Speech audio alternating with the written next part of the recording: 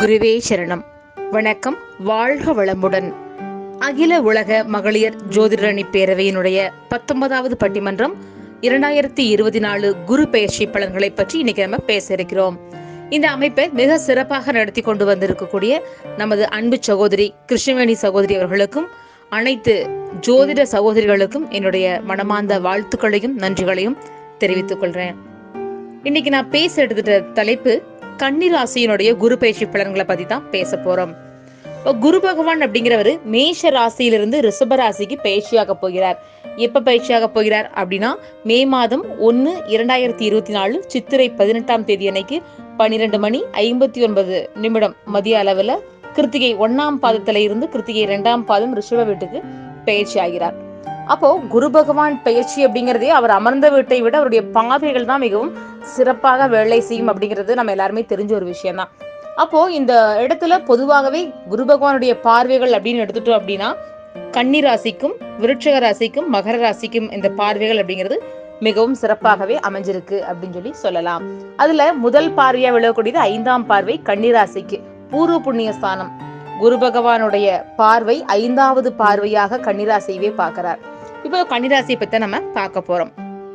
அப்ப கன்னிராசி நேயர்களே, உங்களுக்கு என்ன மாதிரியான பலன்கள்லாம் கிடைக்க போகுது அப்படின்னு பார்த்தோம்னா, பூர்வீக சொத்து உங்களுக்கு ஏதாவது வில்லங்கமா இருந்ததுன்னா இந்த காலகட்டத்துல கண்டிப்பாக அந்த சொத்து பிரச்சனைகள் முடிந்து உங்களுக்கு சொத்து சேர்க்கை அப்படிங்கிறது கண்டிப்பாக ஏற்படும்.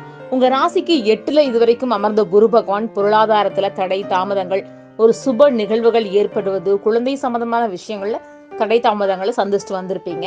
சோ இந்த காலகட்டத்துல இப்ப உங்களுக்கு பாக்கியஸ்தானத்துல உங்களுடைய ராசிக்கு 9ல போறாரு. குருவினுடைய பார்வையும் உங்களுடைய கன்னிராசிக்கே விலகுது.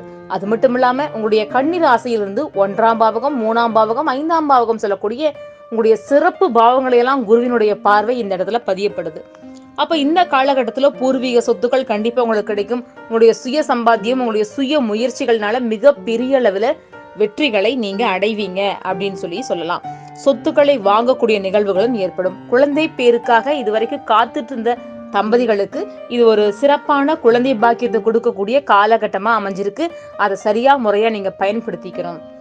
அதே போல பாத்துட்டீங்கன்னா வீடு கட்டுறதுக்கான முயற்சிகளா எடுத்துட்டு இருந்தீங்கன்னா இந்த காலகட்டம் உங்களுக்கு மிகச்சிறந்த சாதகமான பலனை கொடுக்கக்கூடியதாகவே அமைஞ்சிருக்கு. இருந்தாலும் ராகு, அதாவது ராகு எழிலையும் கேது உங்களுடைய கன்னி ராசியிலையுமே அமர்ந்திருக்கிறார். அதனால இந்த காலகட்டத்துல ஒரு விஷயத்துக்கு முடிவெடுக்கும் பொழுது கொஞ்சம் நிதானமும் பொறுமையும் கண்டிப்பாக அவசியம். ஒண்ணுக்கு பலமுறை யோசனை செய்து அப்புறமா அந்த விஷயத்துல நீங்க ஈடுபடுறது ரொம்ப சிறப்பானதாக இருக்கும். அதே போல எந்த ஒரு விஷயத்திலையும் எதிர்பார்ப்பு இல்லாம செயல்படுறது உங்களுக்கு சிறப்பானதாக அமைஞ்சிருக்கும்.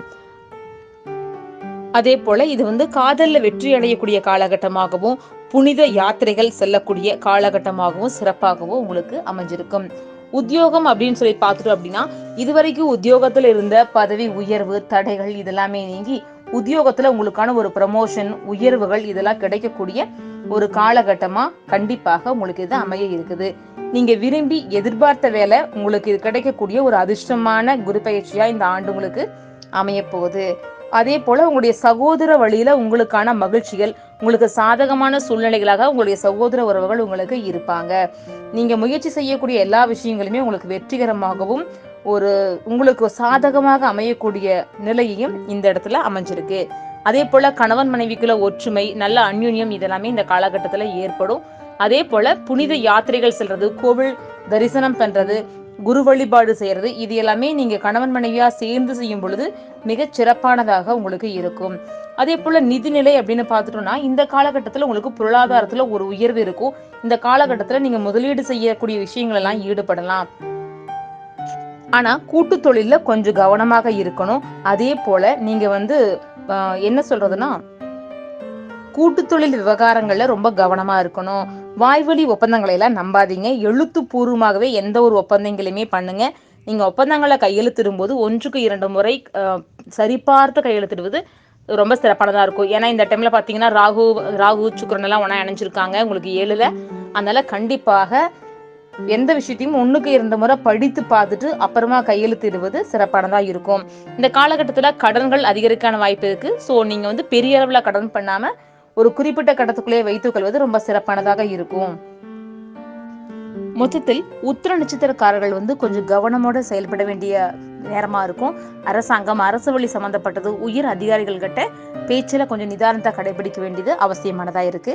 அஸ்த நட்சத்திரக்காரர்கள் பூர்வீக சொத்துக்கள் சேரக்கூடிய காலகட்டம், சொத்து சேர்க்கை இதெல்லாம் ஏற்படக்கூடிய காலகட்டமாகவே இது அமைஞ்சிருக்கு. சித்திரை நட்சத்திரக்காரர்கள் அப்படின்னு எடுத்துட்டோம் அப்படின்னா வார்த்தைகளை ரொம்ப கவனம், நிதானம் அவசியம்.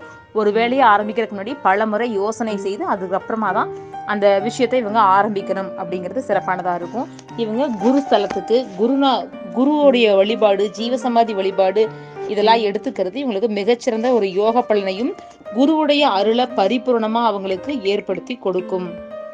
மேலும் வாழ்வியல் பரிகாரமா ஒரு சில தொண்டு நிறுவனங்களுக்கு உங்களால முடிந்த ஒரு தொகையை ஒரு நன்கொடையாகவோ, அனாதை குழந்தைகளுக்கு உங்களால முடிஞ்ச உதவியை செய்யறதுனால குருவினுடைய அருள் பரிபூர்ணமா உங்களுக்கு கிடைக்கும்.